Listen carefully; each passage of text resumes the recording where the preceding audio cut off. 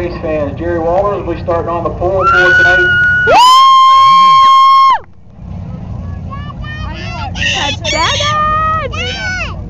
And we're going to start tonight off, like I say, with our makeup feature for the TC Race Car Park Chargers.